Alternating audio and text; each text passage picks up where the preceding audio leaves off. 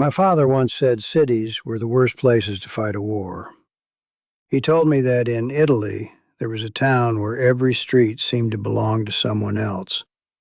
The moment a soldier stepped into the open, a window, doorway, or rooftop was already waiting. Years later, reading Canadian Army reports from the winter of 1943, I found the battle he was talking about. The files describe a place where normal tactics stopped working and soldiers had to invent something new just to keep moving. I've listed those records in the description. What changed the fight wasn't more men or more tanks. It was a decision to stop fighting the streets and start moving through the walls. Here is that story. A Canadian platoon rounds a corner in Ortona, Italy. The street ahead is empty, quiet, almost inviting. And then the machine guns open up. Men drop in the first second. Others press against walls that offer no cover.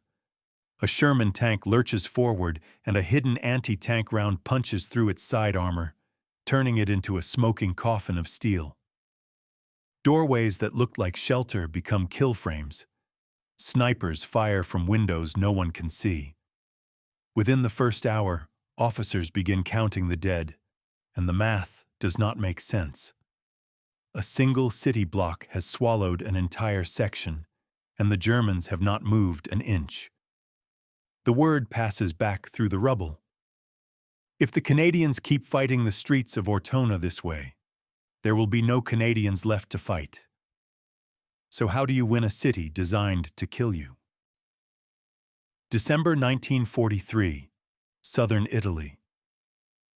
The air is heavy with cold rain and the smell of turned earth, spent cordite and something older, the slow rot of autumn farmland churned by war into a landscape no farmer would recognize. The Allied campaign in Italy has been grinding north for months, and it has been nothing like the planners promised. Every mile has been paid for in blood, bargained for against terrain that favors the defender at every turn. Rivers swell beyond their banks. Mountain passes collapse into mud. Roads that look passable on a staff map dissolve under the first convoy of trucks. And always, always, the Germans are waiting on the other side of the next ridge, the next river, the next village. The Italian campaign itself was never meant to win the war outright. By late 1943, the Allies did not intend the entire Italian campaign to win the war, but only to remove Italian troops from other areas of Europe, divert German forces from France, and reduce the strength of the German army. It was a holding action dressed in the language of liberation. Push north. Pin down as many German divisions as possible. Keep the pressure on so that when the real blow came, somewhere on the coast of France the following summer, the enemy would be stretched too thin to respond. But for the men doing the pushing, the strategic logic offered no comfort. They crossed rivers under fire. They climbed ridges in the dark. They watched friends bleed out in ditches that had no name on any map. And every time they took a position, there was always another one behind it. Always another defensive line. Always another reason the Germans could hold and the Allies could only crawl. The British Eighth Army's offensive on the Winter-Line defenses east of the Apennine Mountains had commenced on November 23rd with the crossing of the River Sangro. By the end of the month, the main Gustav Line defenses had been penetrated, and the Allied troops were fighting their way forward to the next river, the Moro, 6 kilometers north of the mouth of which lay Ortona. Ortona, a small Adriatic port town perched on a plateau above the sea. Ortona had a pre-war population of 10,000 residents. It was ancient, built in layers over centuries, its old quarter a dense maze of stone buildings crowded together on a steep promontory thrust out into the gray water. Ortona is an ancient seaport on the Adriatic, which dates back some 3,000 years, some say to the time of the Trojans. The old town was a jumble of narrow buildings crowded together on a steep promontory thrusting out into the sea. There was a port, small but functional, one of the few deep-water harbors on Italy's eastern coast. There was a main road, Highway 16, cutting through the center of town. There were churches, piazzas, and side streets barely wide enough for an ox cart. On paper, Ortona looked like just another stop on the northward advance. General Montgomery believed that the Germans would retreat north of Ortona, in an area where the terrain provided good natural defense positions, and that the coastal city would therefore be an easy prey. The thinking was clean and confident. The Germans had been conducting a fighting retreat for weeks. They would dig in along the river valleys and ridge lines, delay the Allies, then fall back to the next prepared position. Towns were not their preferred ground. Towns were obstacles to be abandoned once the defensive geometry shifted. There was no reason to believe Ortona would be any different. British 8th Army intelligence believed that this line was just north of the town along the Arieli River Valley.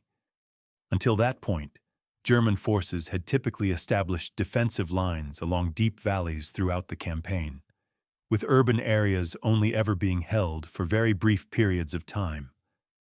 The real German stand, if it came at all, would be somewhere to the north, along the Arieli River. Ortona was a doorway, not a fortress, or so it seemed. For the Moro, crossing in early December, the exhausted British 78th Infantry Division on the Allied right flank on the Adriatic coast had been relieved by the 1st Canadian Infantry Division, under the command of Major General Christopher Vaux. Vaux was a blunt man, a professional soldier with little patience for ambiguity.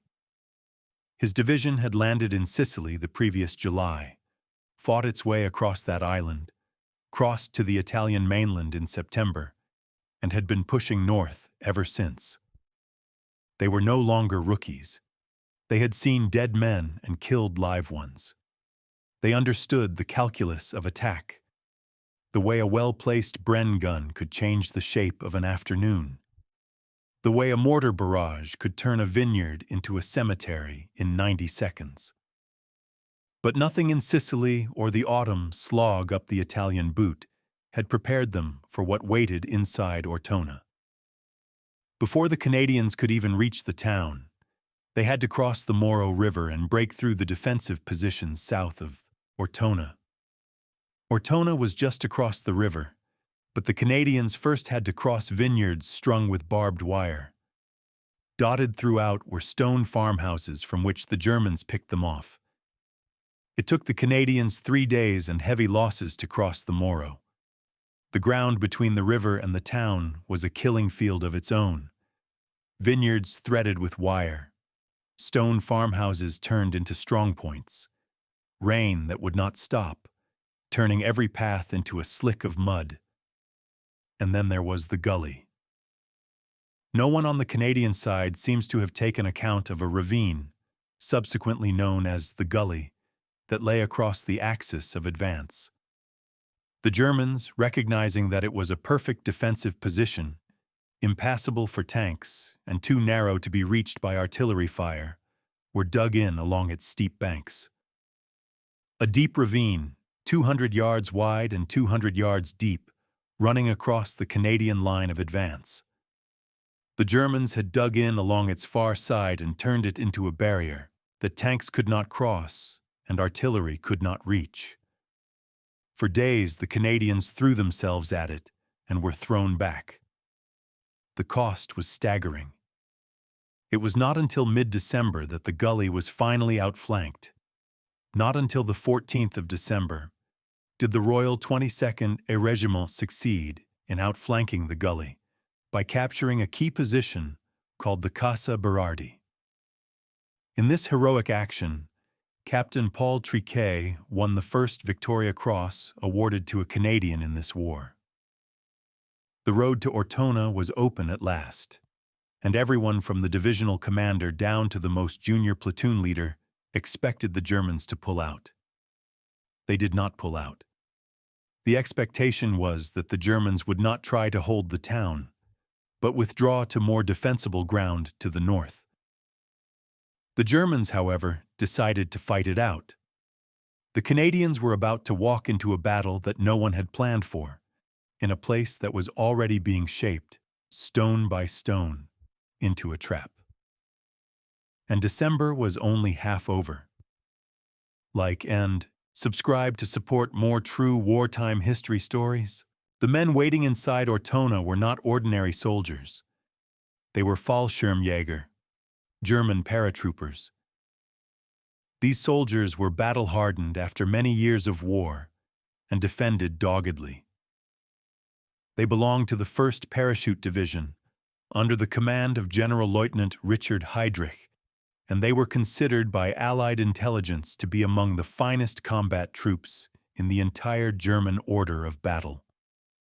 They were regarded as the best German troops in Italy in General Alexander's estimation. To understand what the Canadians were about to face, you have to understand what the Fallschirmjäger were. They were not garrison troops holding a line they had been assigned by default. They were not rear echelon units rotated forward because there was no one else. They were elite. They had been forged in Crete, tempered on the Eastern Front, and had arrived in Italy with a reputation that preceded them like a cold wind. Their officers were experienced. Their NCOs were ruthless. Their discipline under fire was extraordinary. Every man in the division knew how to fight, how to improvise, and how to make a position hold long past the point where other units would have broken. The principal defenders of the town were elite paratroopers of General of Paratroops Richard Heydrich's 1st Parachute Division. The Germans started preparing the town for defense on December 12th. For more than a week before the Canadians arrived, German paratroop engineers had been methodically transforming Ortona from a town into a killing machine. They understood something that the Allied planners had not yet grasped.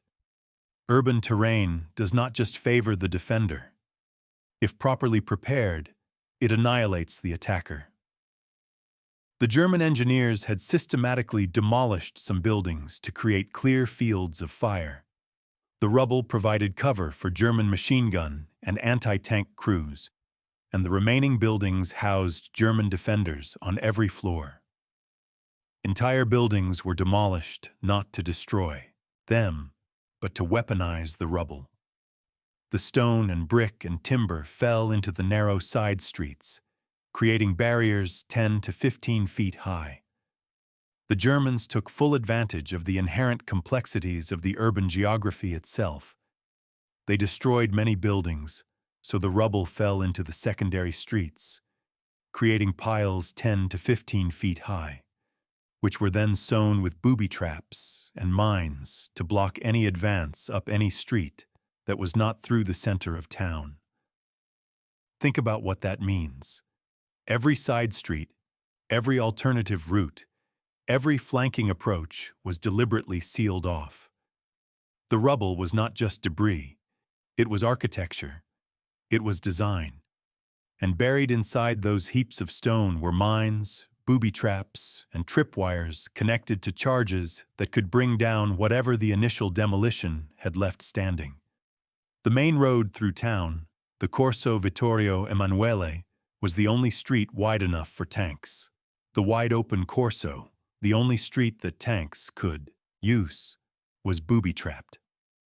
The Canadian Infantry had to clear its way through houses on the side before moving forward, a dangerous and difficult task. The Germans had mined it and sighted it in from multiple positions. To advance up that road was to walk into a shooting gallery with no exits. The plan was to funnel the enemy in a specific direction by means of systematic demolitions. The market square was the intended destination. Around it, the houses were transformed into small fortresses studded with machine guns. The entire defensive scheme was built around a single, devastating principle: channel the attackers into predetermined kill zones and destroy them there. The market square, the piazzas, the wider intersections. These were not objectives for the Canadians to seize. They were traps for the Canadians to die in. Inside the remaining buildings, the Fallschirmjäger had established interlocking fields of fire. Machine guns were positioned on multiple floors, sighted to cover every approach. Snipers occupied upper stories with views down the length of entire streets. Anti-tank weapons were hidden in ground-floor rooms, aimed through holes knocked in the walls, invisible until the moment they fired. Ortona was part of the Winterline defense system, and the Germans had constructed a series of interlocking defensive positions in the town. This, together with the fact that the Germans had been ordered to fight for every last house and tree, made the town a formidable obstacle to any attacking force. And it was not just guns. Every stone house and every pile of rubble was a viper's nest. Every captured building was a potential death trap as the Germans left charges that could be set off by invisible tripwires. The Germans had wired buildings to explode. Doors were connected to detonators. Piano keys were rigged to trigger charges. Stairwells were mined. A building that looked cleared, that felt safe, could collapse on its occupants without warning. The town was three-dimensional. The threat was not just ahead or behind. It was above and below. It was inside the walls. It was in the floor beneath your boots. The Fallschirmjäger had turned Ortona into something that did not yet have a proper name in the Allied tactical vocabulary. It was an urban fortress, a defensive system where the city itself was the weapon, and every stone was pointed at the men who would try to take it. This was the first time the Allies had encountered a built-up area turned into a fortified zone. The Canadians did not know any of this yet. They were still crossing the mudflats south of town, still assuming the Germans would fall back, still planning an advance that assumed conventional resistance. The intelligence was wrong. The assumptions were wrong. And the battle that was about to begin would be unlike anything the 1st Canadian Infantry Division had ever experienced. Ortona was ready. It was waiting. And it had been designed with professional precision to make attacking infantry disappear. December 20th, 1943.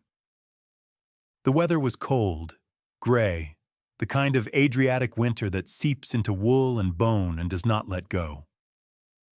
On December 20th, 1943, the understrength Loyal Edmonton Regiment moved toward Ortona, with the Seaforth Highlanders covering their eastern flank.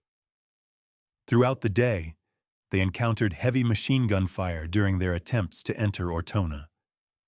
By nightfall, both battalions held a toehold on the western edge of Ortona, yet had encountered heavy resistance in their attempts to secure it.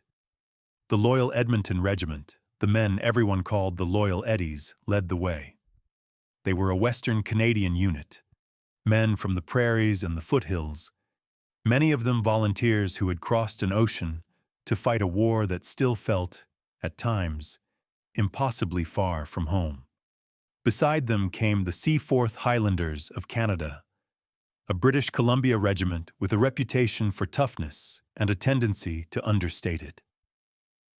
On the 21st of December 1943, the Loyal Edmonton Regiment and the WWII Seaforth Highlanders entered Ortona, assisted by the tanks of the Three Rivers Regiment, part of the 1st Canadian Armoured Brigade.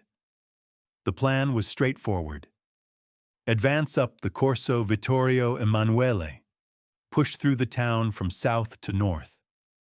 Use Sherman tanks from the Three Rivers Regiment to provide direct fire support. Clear buildings as you go. Expect resistance, but expect it to crumble. On the morning of December 21st, B Company of the Loyal Eddies moved onto the main street. On December 21st, personnel of B Company of the Loyal Edmonton Regiment, who were under the command of Major Jim Stone, advanced along the Corso Vittorio Emanuele, Ortona's main street. If Stone and his soldiers thought that the advance would be swift, then they were mistaken. The first minutes were quiet, the kind of quiet that presses against the eardrums and makes men grip their weapons tighter. Boots on stone, the clink of equipment, the low rumble of Sherman engines somewhere behind. The street stretched ahead between rows of battered buildings, some with their facades still intact, some already reduced to jagged outlines against the gray sky. And then the firing started. Machine guns opened up from multiple positions simultaneously. The sound in a stone canyon is different from the sound in an open field. It is louder, sharper, and it comes from everywhere at once. Bullets ricocheted off walls and cobblestones, fragmenting into secondary projectiles that could kill just as effectively as the originals. Men who were standing one moment were on the ground the next, some screaming, some silent, some trying to crawl to doorways that might or might not offer cover. The Germans had concealed various machine guns and anti-tank emplacements throughout the town, making movement by armor and infantry increasingly difficult. Tanks pushed forward to suppress the fire. A Sherman nosed around a corner and immediately drew anti-tank fire from a concealed position. The round hit the tank, and the crew bailed out or did not, depending on where the shell struck. Other tanks tried to advance and found the road blocked by rubble, by wrecked vehicles, by the geometry of a street designed for ox carts and pedestrians, not 30-ton war machines. The side streets were worse. Narrow side streets were blocked by barricades and rubble left by the Germans. The rubble piles the Germans had created turned every alley into a dead end. Men who tried to flank through the side streets found themselves climbing over debris fields laced with mines. Some made it a few meters before the first explosion. Some did not make it at all. By the end of that first day, the Canadians held a toehold at the southern edge of Ortona. They had advanced only a few hundred meters. The casualties were already mounting, and the fight had barely begun. The intersections were the worst of it. Where two streets met, there was a brief moment of exposure, a few meters of open ground. It took perhaps 3 seconds to cross at a dead sprint. But the Germans had sighted in every intersection with interlocking fire from multiple positions. 3 seconds was a lifetime. 3 seconds was often the difference between reaching the other side and being carried away on a stretcher or left in the open until someone could drag you back. The rhythm of the advance became a terrible pattern. Move along a wall, reach an intersection, pause, listen, try to identify the firing positions, lay down suppressing fire, sprint, and hope. Hope that the suppressing fire was aimed at the right window, the right doorway, the right pile of rubble. Hope that the German gunner flinched. Hope that the next 3 seconds were yours and not his. Sometimes the hope was enough. Sometimes it was not. And every time a man fell in an intersection, the men behind him had to decide whether to try to retrieve the body or leave it and keep moving. Both choices had a cost that could not be measured in tactical terms. The tanks, that were supposed to be the backbone of the advance, were struggling. The Corso was mined, and the side streets were impassable.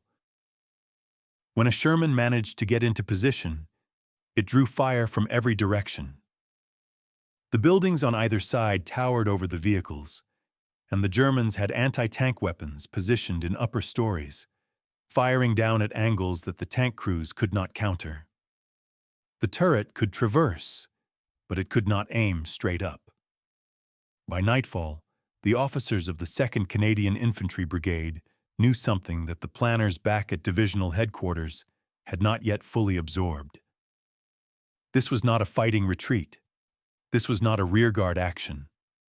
The Germans intended to hold Ortona, and the way they had prepared the town meant that every meter of advance would be paid for in casualties that the brigade could not afford. The streets of Ortona were not a battlefield. They were an execution chamber, and the Canadians were walking into it. The feeling came gradually, and then all at once. It was not panic. Canadian infantry did not panic. It was something quieter and more corrosive. It was the recognition that the methods they had been trained to use, the doctrine they had practiced in England, the tactics that had worked in Sicily and on the open ground of southern Italy, were not merely inadequate in Ortona, they were lethal to the men using them. In the long years of arduous preparation in England, they had mastered the British Army textbook method. Enter on the ground floor, clear every room to the top, and then move into the next building and repeat the process. The deadly reality of Ortona was that the German defenders had the advantage as they could shower grenades on the Canadians from the floors above. Following the British method meant returning to the street to gain access to the next building. The textbook said, "Approach a building, breach the ground floor entrance, clear room by room from the bottom up." Problem was layered. First, you had to reach the building, which meant crossing a street or an intersection under fire. If you survived the crossing, you entered through a door or window that might be booby-trapped. If the entrance did not kill you, you began clearing from the ground floor. But the Germans held the upper floors, and they knew you were coming. Grenades came down the stairwells. Machine gun fire raked the rooms below. You were fighting upward against gravity, against sight lines, against an enemy who could see you before you could see him. And even if you cleared the building, even if you took every floor and killed or drove out every defender, you then had to exit back onto the street to reach the next building. And the next building was 20 feet away, across an open space that the Germans had sighted in from a dozen positions. Every cleared structure became an island. You held it, but you could not leave it without risking everything. Platoon leaders began to feel the weight of it. The arithmetic was simple and merciless. Each street crossing cost casualties. Each building clearance cost casualties. The rate of advance was measured in individual structures per day, and the casualty rate was measured in men per structure. If you multiplied the number of buildings in Ortona by the average cost per building, you arrived at a number that exceeded the strength of the entire brigade. The professional sting was not that they were losing. It was that they were losing on the enemy's terms. The Germans had designed a system, and the Canadians were feeding themselves into it. Every action the Canadians took was an action the defenders had anticipated. Every move was predicted. Every angle was covered. The town itself had become the enemy's weapon, and there was no way to outflank a weapon that surrounded you in 3 dimensions. The enemy would have been severely mangled here and handed an annihilating defeat. But instead he recognized our trap and avoided it. The Germans later noted, from their own perspective, that they had designed the defense around funneling the attackers into kill zones. The market square, the piazzas, the intersections, every demolished building, every rubble barricade, every mined doorway was placed to channel the Canadians toward predetermined slaughter points. The geometry was intentional, the chaos was manufactured, and the Canadians could feel it. That was the sting. Not ignorance, awareness. They knew they were being herded. They knew the streets were wrong. They knew that every time they did what doctrine told them to do, someone died. The knowledge sat in the stomach like a stone. The men kept going because there was no alternative, because the orders said to take the town, because the men beside them were still going. But the confidence that comes from knowing your tactics are sound, that quiet, professional certainty that lets a soldier sleep between firefights, That was gone. In its place was something else, a desperate, grinding clarity. The understanding that survival and success required something the manuals had not anticipated, something new. The question was not whether to change. The question was what to change, and who would figure it out before the brigade bled itself white. The officers were thinking. The NCOs were thinking. The engineers were thinking. And somewhere in the rubble and dust and noise of Ortona, an idea was forming. Not in a headquarters room with maps and colored pencils, in a shattered building, among exhausted men, where the next wrong step meant death. The idea would not come from above. It would come from the men closest to the problem. The ones who could hear the machine guns through the walls. It started with a wall, a shared wall between two buildings. Stone and plaster, centuries old, thick enough to muffle sound, but not thick enough to stop a determined explosive charge. Someone looked at that wall and asked a question that no training manual had ever addressed directly. Why not go through it? The logic was brutally simple. The streets were death. The doorways were death. The intersections were death. But the buildings of Ortona's old quarter were built shoulder to shoulder, adjoining structures that shared common walls. If you were inside one building, you were also inches away from being inside the next building. The only thing separating you from a covered approach was stone, and stone could be broken. In order to avoid the murderous German fire that swept every street, the loyal Edmonton Regiment devised the tactic of mouse-holing. The troops used small explosive charges or anti-tank guns to blow holes in the walls of adjoining buildings.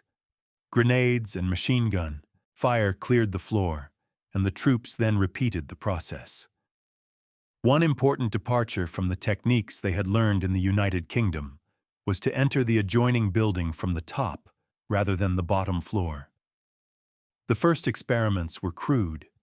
An engineer would place a demolition charge against a wall. The men would pull back. The charge would blow, and a jagged hole would appear in the masonry. Dust and debris would fill the room. And then, through the choking haze, the infantrymen would push through into the space beyond. It was not elegant. It was not in any manual. It was born from desperation and the refusal to keep dying in the same way, in the same streets, for the same 20 meters of cobblestone. The innovation was not just the hole, it was the direction. They entered the first building at street level if necessary. Once they secured that building, they used a beehive-shaped charge to punch a hole in the wall from an upper story, ideally the top one, creating access to the adjacent building. This became known as mouse-holing. The Canadian soldiers could then enter the next building and lob grenades at the Germans below them as they fought their way down. Instead of clearing from the bottom up, the way they had been trained, the Canadians would climb to the top floor of a secured building, blast through the upper wall into the adjacent structure, and enter the next building from the top. Now they were the ones fighting downward. Now they were the ones with gravity on their side. Now the grenades rolled down, not up. The reversal was devastating in its simplicity. The Germans had built their defense around the assumption that attackers would come from the street, from the ground level, from the outside. Every machine gun, every sniper position, every booby trap was oriented toward that assumption. An attacker appearing inside the structure line, on an upper floor, coming from an interior wall, was something the defensive geometry tore up the stairs and scurried through, tore up the stairs and scurried through the mouse hole, wildly firing their guns and tossing grenades. Word of Longhurst's ingenious mouse-holing spread, and the Canadians used the tactic to bludgeon their way through the streets of Ortona. Word spread fast. In the compressed chaos of urban combat, where companies were separated by mere meters and information traveled by shouted words and hand signals. The technique jumped from platoon to platoon, from the loyal eddies to the Seaforths, from one battered section to the next. It was not issued as a formal order. It was shared as survival knowledge, the kind of tactical wisdom that soldiers pass to each other because their lives depend on it. The engineers, the pioneers, the men who carried the explosives and understood the weight and placement of charges became the most valuable soldiers on the battlefield. Without them, the infantry was stuck on the street. With them, the infantry could move through solid stone. It was still dangerous. Blasting through a wall meant noise, dust, disorientation. The defenders on the other side might be waiting. The structure might collapse. The charge might be too small and leave a hole too narrow to pass through under fire, or too large and bring the ceiling down on the men who set it. Every breach was a gamble. But it was a gamble that gave the Canadians something they had not had since the first day in Ortona: a choice. Instead of advancing along the lines the Germans had drawn, the Canadians were drawing their own. Instead of feeding into kill zones, they were creating new avenues that existed only for as long as the dust hung in the air and the Germans scrambled to react. The streets of Ortona had not changed, but the way the Canadians moved through them had changed entirely. And with that change, the geometry of the battle began to crack. The sound of it was unmistakable. A dull, percussive thud, followed by the grinding collapse of masonry, followed by the shouts of men surging forward through dust so thick it turned the air to gray paste. Then the sharper cracks of grenades detonating in enclosed spaces. Then small arms fire, rapid and close. Then silence, or something close to it, before the process started again one wall further into the town. In concept, a mouse hole was prepared in the common wall between adjacent houses to gain entry to the house next door. The engineers helped the infantry move forward from house to house by breaching connecting walls with hand tools or explosives. Mouse holing. The name itself was almost comically modest for what it described. Soldiers blasting through the walls of Italian homes, moving from kitchen to bedroom to stairwell, fighting through living rooms and hallways that had held families only weeks before. But the name stuck because it captured the essential nature of the tactic. They were burrowing, tunneling through the urban fabric like rodents chewing through the walls of a house, appearing where they were not expected, vanishing from where they were supposed to be. The tools were whatever worked. This tactic involved using weapons such as the paillette or cumbersome Teller anti-tank mines to create a large aperture in the wall of a building, as houses within Ortona shared adjoining walls. Beehive-shaped charges, standard demolition packs, PIATs fired point-blank into stone, even Teller anti-tank mines braced against a wall and detonated. The engineers experimented constantly. The thickness of the walls varied. Some were ancient stone, a foot or more thick, requiring heavy charges. Others were plaster over brick, thin enough that a pickaxe might do the work. The pioneers learned to read the buildings by feel, by sound, by the way a wall resonated when struck with a rifle butt.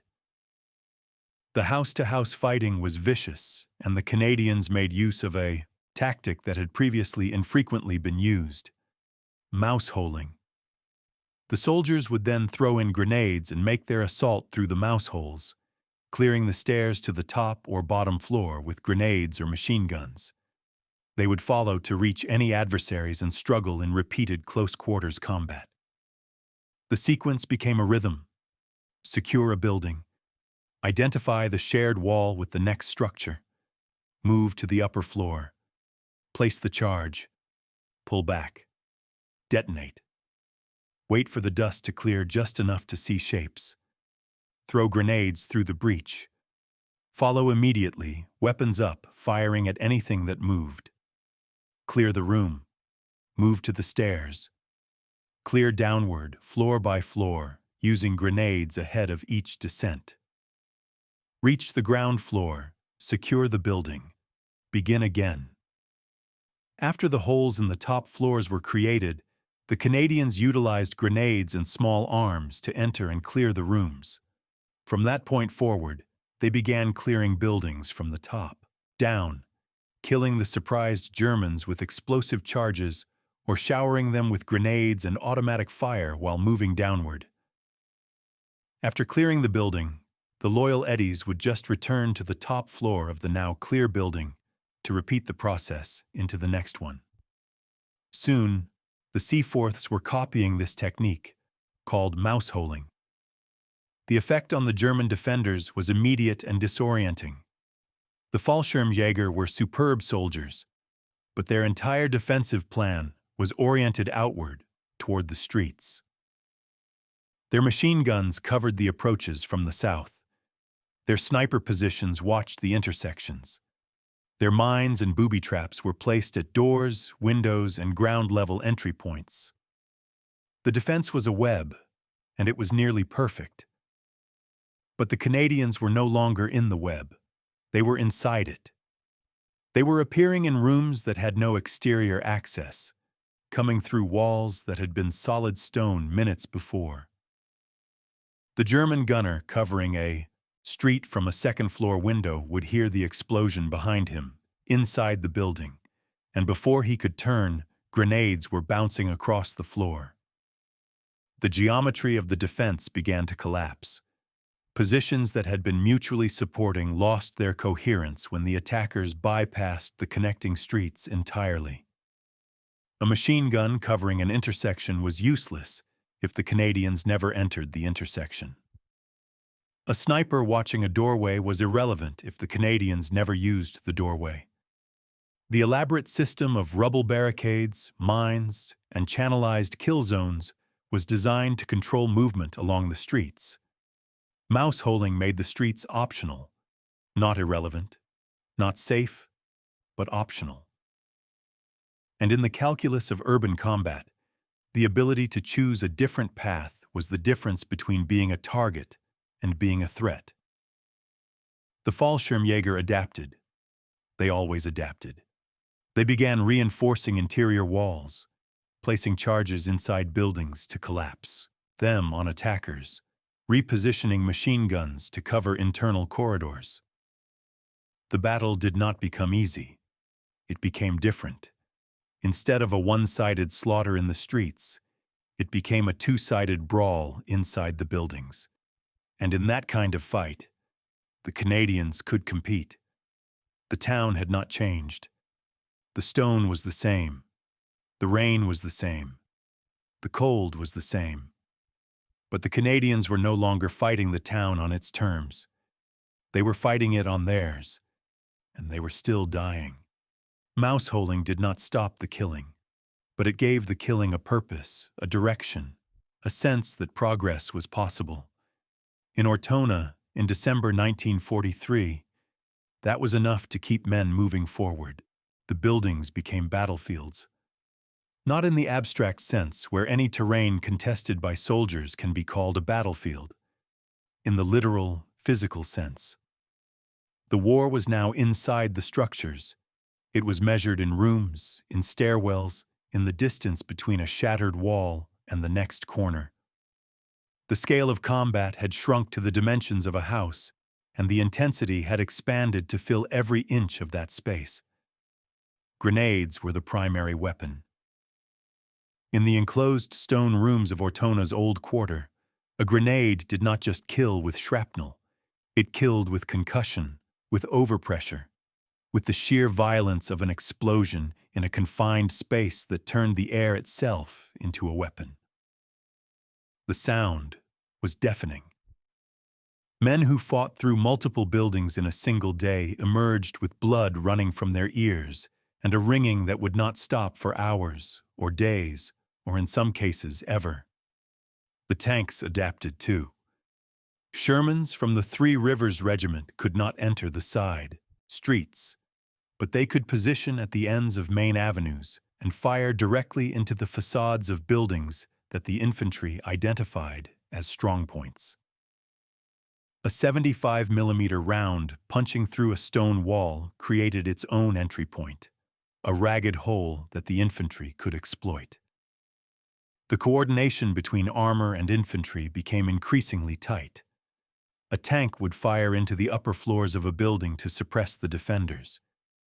Engineers would place charges on a shared wall. Infantry would breach and enter from the side, while the Germans were still reeling from the tank round that had come through the front. If the enemy occupied the upper floors, a large demolition charge was placed in the center of the room, collapsing the house. When a building could not be taken room by room, when the resistance inside was too strong or too well positioned, the Canadians learned to bring the building down entirely. A demolition charge placed at the base of a key load-bearing wall could collapse an entire structure, burying the defenders under tons of stone. It was a blunt instrument, terrible in its finality, but it was effective. The Canadians responded by wiring a German-occupied building. The subsequent explosion killed 2 German platoons. The Germans had used the same method first, collapsing a building onto a Canadian platoon earlier in the battle. Now the Canadians turned the technique back on the defenders with equal ruthlessness. The system that emerged was not written down in any field manual. It was invented under fire, refined through trial and error, and passed from unit to unit through the compressed oral tradition of men fighting in the same city at the same time. Engineers, infantry, and armor working as a single organism. The engineers created the paths. The infantry moved through them. The tanks provided the fire support that kept the defenders off balance. Each element was useless without the others.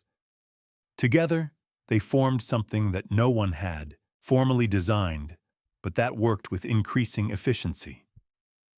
The room-to-room fighting was intimate in a way that few soldiers ever experienced. The distances were measured in feet, not yards. You could hear the enemy breathing on the other side of a wall. You could smell the gunpowder from his weapon. When the wall came down, you were face to face in a space the size of a bedroom, and everything happened in seconds. Training mattered. Reflexes mattered. But luck mattered more than anyone wanted to admit. A grenade that bounced the wrong way. A stairwell that collapsed underfoot. A charge that detonated a half-second too early. The margin between success and catastrophe was measured in heartbeats. The Canadians who fought through these buildings carried the experience in their bodies afterward. The dust that coated their uniforms and filled their lungs. The cuts from flying stone. The bruises from stumbling through debris in near darkness. The persistent, bone-deep fatigue of fighting in 3 dimensions, where the threat could come from any direction, where the floor might give way, where the ceiling might come down, where the next room might contain a dead family's possessions, or a live machine gun, or both. There was no front line in this fight. There was no rear. There was only the building you were in and the building you were trying to take. The war had compressed itself into the smallest possible space, and every cubic foot of that space was contested. And still the Canadians pushed forward. One wall at a time. One room at a time. One floor at a time. The town was being taken not by maneuver across open ground, but by demolition through shared walls, and the progress, agonizing as it was, could not be reversed. The buildings of Ortona were becoming weapons, and the Canadians were the ones pulling the trigger. 8 days. The battle lasted 8 days, from December 20th to December 28th, 1943. In the language of military history, 8 days is brief. In the language of the men who fought it, 8 days was an eternity. For the next 6 days, the battle progressed with agonizing caution. The progress was measured in individual buildings, in single blocks, in the slow, grinding advance from one side of a piazza to the other. Some days the Canadians gained 100 meters. Some days they gained less. Some days they gained ground and then lost it when the Germans counterattacked through rubble-choked alleys or collapsed a building onto a position the Canadians had just taken. The casualties were relentless. The loyal Edmonton Regiment had 172 casualties, including 63 killed. The Seaforth Highlanders 103, including 41 killed. Taking into account losses by support units, the total number of Allied casualties reached 650 officers and men of all ranks. Companies that had entered Ortona with 60 or 70 men were reduced to 30, then 20. Platoons disappeared. Sections that had fought as tight-knit teams for months were broken apart by casualties and reassembled from whoever was still standing. Jim Stone's D Company now had just 18 men still on their feet. 18 men from a company that had entered the fight at full strength. The numbers told a story that no after-action report could fully capture. Not just the dead and wounded, but the men who were still alive and still fighting with the knowledge that the odds of remaining so were shrinking with every hour. The Germans suffered too. Their precise losses were never fully documented, but the evidence was visible in the streets. Casualty reports of the 76th Panzer Corps stated that during a 9-day period spanning the Battle of Ortona, the division suffered 68 soldiers killed, 159 wounded, 205 missing, and 23 that fell sick, amounting to a total of 455 casualties. The Canadians counted over 100 unburied dead Germans in the buildings and streets, confirming that many of the missing Germans were killed and that their recorded losses were conservative. The fighting produced moments of savagery that haunted the men who witnessed them. Canadian soldiers found that German troops had mined the building in which Lance Corporal Boyd and his platoon were taking shelter, which destroyed an entire platoon of the loyal Edmonton Regiment, save for one soldier, who was still alive after being buried for 80 hours. In one instance, 20 Edmontons were crushed in an explosion in a building that they had just occupied. One man was miraculously found alive 3 days later. Lance Corporal Roy Boyd, buried under the rubble of that collapsed building, survived for more than 3 days in the darkness, alone, surrounded by the bodies of his comrades, before rescuers pulled him free. He was the sole survivor of his platoon. The retaliation was swift and devastating. Some suggested pulling out, but Vokes felt that far too many Canadians had died, so he ordered the fighting to continue. There was no talk of withdrawal, not because the cost was acceptable, but because the cost already paid demanded that the objective be taken. The town was being destroyed in the process of being liberated. A majority of the town was destroyed, and although 90% of Ortona's civilian population had been forced to leave or had fled before the battle, those who stayed and tried to hide suffered greatly, with records showing that 1,314 were killed. Block by block, Ortona was reduced from a living town to a landscape of rubble, charred timber, and the scattered remnants of domestic life.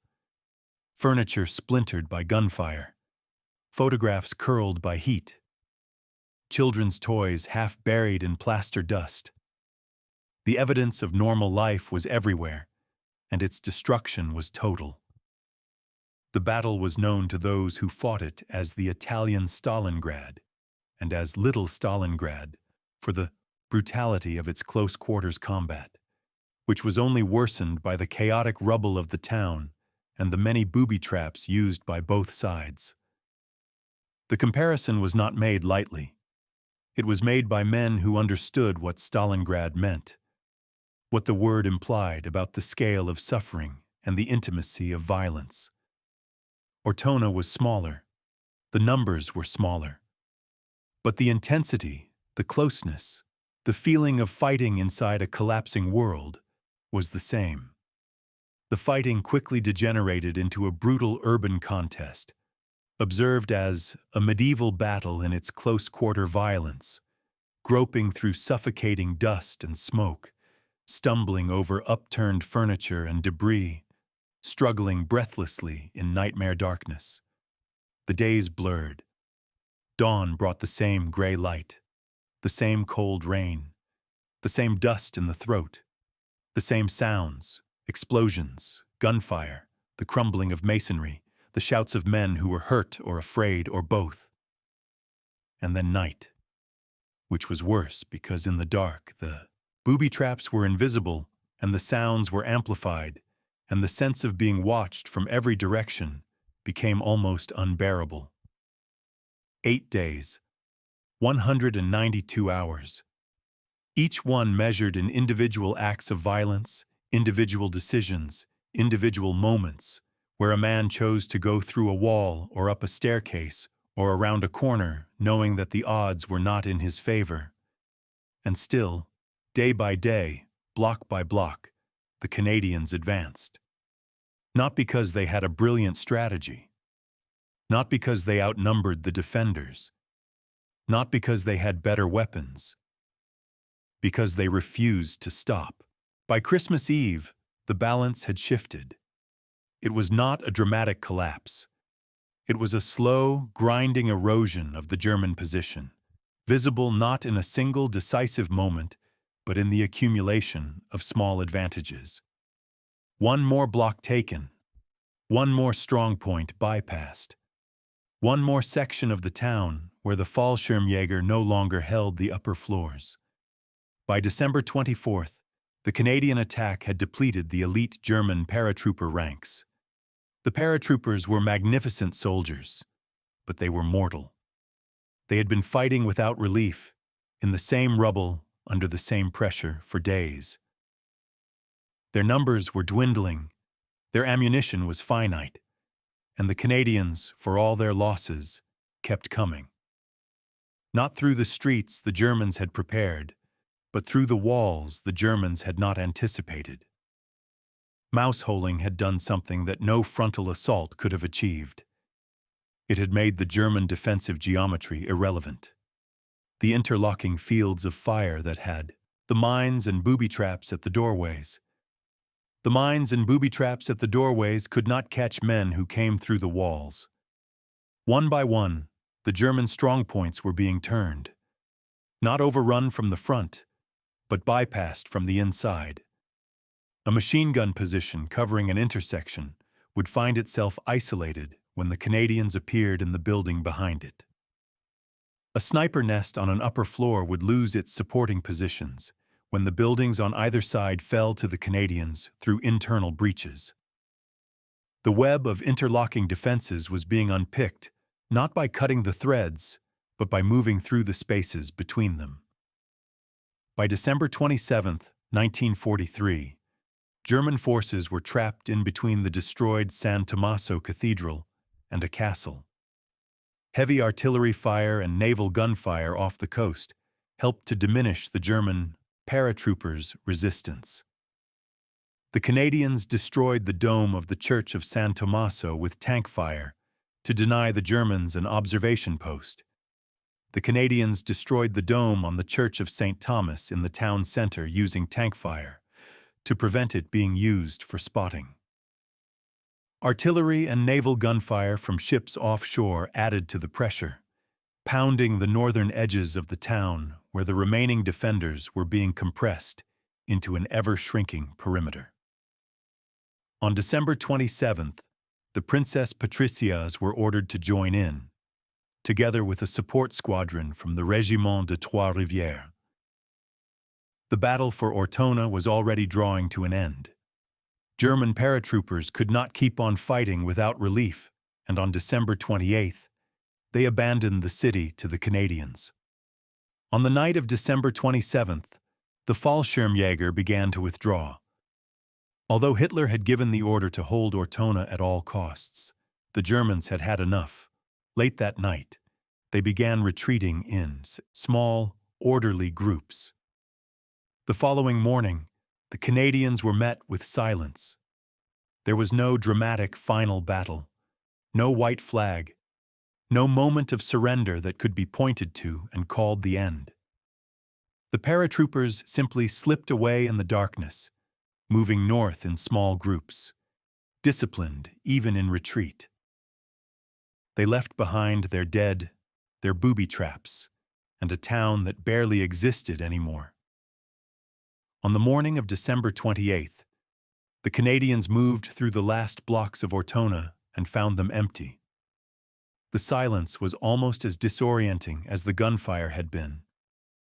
After 8 days of continuous combat, the absence of sound was itself a kind of violence.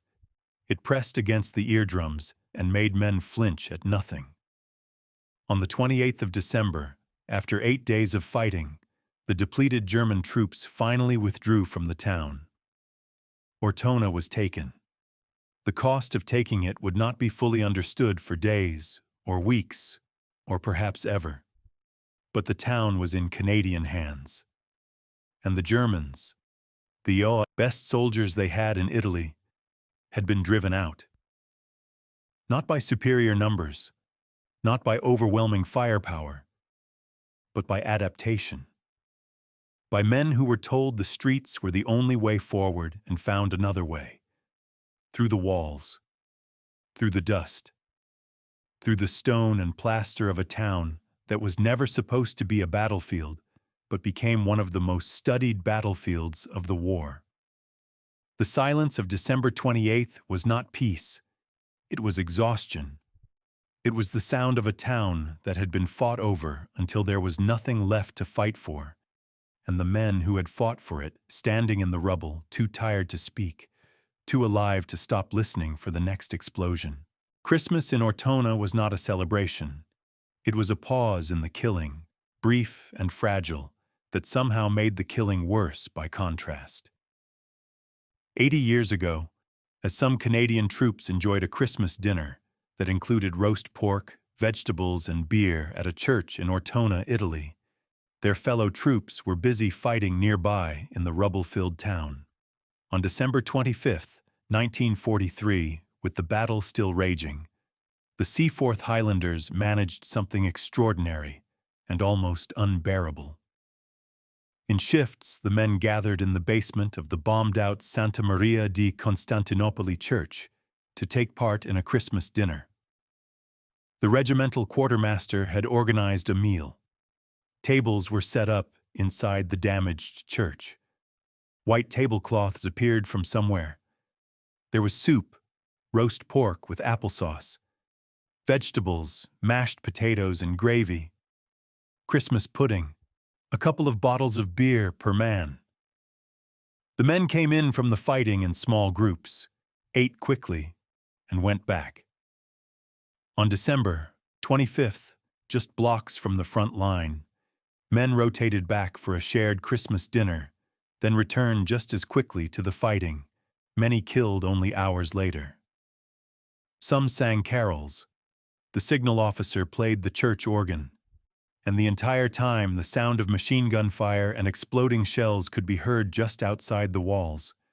Troops from the loyal Edmonton Regiment stayed on the front lines, and a primitive Christmas dinner was delivered to them, which included a cold pork chop and a bottle of beer. The loyal Eddies, still in the thick of the fighting, received a cold pork chop and a beer delivered to their positions. There was no church for them, no organ music, no tablecloths, just the same rubble, the same dust, the same sounds, and a piece of cold meat that someone had risked his life to bring forward. The contrast between the two Christmases, the Seaforths in their battered church and the loyal Eddies in their positions, captured something essential about Ortona. War does not pause for meaning. It does not observe holidays. It simply continues, and the men inside it either find a way to hold on to some fragment of normalcy, or they do not. And either way, the fighting resumes. The battle was the first protracted campaign of the war for the Canadians, and the cost had been heavy. Casualties in December reached 2,265, including 484 dead. The full scope of what December 1943 had cost the 1st Canadian Division became clearer in the days and weeks that followed. The Canadians suffered 1,375 dead during the Moro River battles, of which Ortona was one part. This represented almost a quarter of all Canadians killed during the entire Italian campaign. Almost a quarter. One battle, 1 month, one small town on the Adriatic coast, and nearly a quarter of all the Canadians who would die in the entire Italian campaign died here, in December, in the mud and rain and rubble between the Moro River and the northern edge of Ortona. Over the course of the battle, almost 4,800 members of the 1st Canadian Infantry Division had to be evacuated as casualties or because of battle exhaustion and illness. Thousands more were evacuated for battle exhaustion and illness. The division that had entered December as a functional fighting force emerged from it as something barely recognizable. Although the 1st Canadian Division had achieved its ultimate objective, it was, at least temporarily, a spent force. The divisional commander, Major General Vokes, looked at what his men had done and what it had cost them. His assessment was blunt. Everything before Ortona had been a nursery tale. Everything that had come before, Sicily, the crossing to the mainland, the autumn fighting, all of it was preparation. Ortona was the real thing, the thing that broke men and units and assumptions about what war required. The cemetery south of Ortona filled with Canadian graves. 1,375 Canadian soldiers are buried at the Ortona Canadian Military Cemetery, south of Ortona. Row after row of white headstones, each one marking a man who had crossed an ocean to fight in a country he had never seen, in a town he had never heard of, for reasons that were clear at the strategic level and almost incomprehensible at the human level. The victory, if that word even applied, was tactical. Ortona was taken. The port was in Allied hands. The road north was open, or would be once the engineers cleared the rubble and the mines and the unexploded ordnance that lay in every street and building. But the price was not tactical. It was human. It was measured in the faces of the men who walked out of Ortona on December 28th, gaunt and filthy and hollowed out by what they had seen and done. It was measured in the letters that would be written to families in Edmonton, in Vancouver, in small towns across the Canadian prairies. It was measured in the silence that would follow the men home, the silence that would last for decades, the silence that some of them would carry to their own graves. Ortona was a victory, and it was a wound. And the two things were inseparable. Go back to the beginning. Go back to the first hours, when the Canadians turned a corner on the Corso Vittorio Emanuele and the machine guns opened up and the world collapsed into noise and dust and the terrible realization that they were fighting a battle they had not been trained for, in a place that had been designed to destroy them. That moment of helplessness, that feeling of being trapped inside someone else's geometry, of knowing that every move you make is the move your enemy expects, of watching men fall and understanding that the next man to fall might be you, and the one after that, and the one after that, until there is no one left. That feeling is the beginning of the story, but it is not the end. The Canadians who walked into Ortona in December 1943 were not urban warfare specialists. They were infantrymen. They had been trained on the doctrines of open ground assault, the set-piece attack, the coordinated advance with artillery and armor across terrain that could be seen and mapped and planned for. Nothing in their training had prepared them for three-dimensional combat inside a medieval town that had been turned into a fortress by soldiers who were better at defense than almost anyone else in the war. And yet, the Canadians adapted. Rewriting the manual on fighting in built-up areas and developing new mouse-holing techniques as they advanced through the town, the Canadians blasted their way from one house through the walls and into the next in a painstakingly slow operation. They did not overpower Ortona. They did not overwhelm it with numbers or firepower. They outthought it. They looked at a problem that their doctrine could not solve, and they invented a solution on the ground, under fire, in real time. Mouse-holing was not a stroke of genius delivered from on high.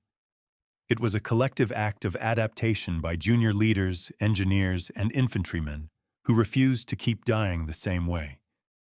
It was born in the rubble and the dust, in the desperate spaces between explosions, in the minds of men who had no time for formal innovation, but had every reason to find a new way through. During the Battle of Ortona in 1943, the Canadian Army, which gave the tactic its name, used it to great effect. The technique would go on to be studied by military academies around the world. The technique and tactic proved successful and were soon adopted by other Allied armies. It would be refined, formalized, incorporated into the doctrine of urban warfare that would evolve over the following decades. Although not invented at Ortona, its refined application there provided a model for close-quarters combat, influencing subsequent analyses in modern militaries. With the U.S. Army's urban warfare project at West Point, studying the battle's lessons on combined arms integration and adaptability. Armies studying the battles of Fallujah and Mosul decades later would trace lines back to what the Canadians did in Ortona. The principles were the same. When the streets are death, go through the walls. When the enemy controls the geometry, change the geometry. When doctrine fails, adapt or die. But the lesson of Ortona is not just tactical, it is human. It is about what happens when ordinary men are placed in extraordinary circumstances and discover that the margin between destruction and survival is not strength or firepower or numbers. It is the willingness to think, to observe, to question what you have been told and to trust what you can see. To look at a solid wall and understand that it is not an obstacle but a doorway, if you have the courage to make it one. The Canadians who fought at Ortona did not know they were writing a chapter that would be studied for generations. They did not know that the method they improvised in desperation would become a cornerstone of modern urban warfare doctrine. They knew only that the streets were killing them and that the walls might save them. And that the next charge, the next breach, the next room might be the one that held a live grenade or a dead German or nothing at all. On December 25, 1998, German and Canadian survivors of the battle reunited at Ortona to bury the past and forgive what could not be forgotten. Decades later, survivors from both sides returned to Ortona. German and Canadian veterans stood together in the rebuilt streets and looked at the walls and the piazzas and the church where men had eaten Christmas dinner while other men died just outside. They shook hands. They stood in silence. They acknowledged what could not be undone and what could not be forgotten. Ortona is quiet now. The buildings have been rebuilt. The streets have been repaved. The rubble is gone. Tourists walk the Corso Vittorio Emanuele without knowing that every meter of it was once sighted in by a machine gun. Children play in the piazzas where men bled to death on cold stone. But the cemetery is still there. South of town, overlooking the Adriatic. Row after row of white headstones. 1,375 Canadian soldiers who crossed an ocean and never went home. They walked into a town designed to kill them. They were not prepared. They were not specialists.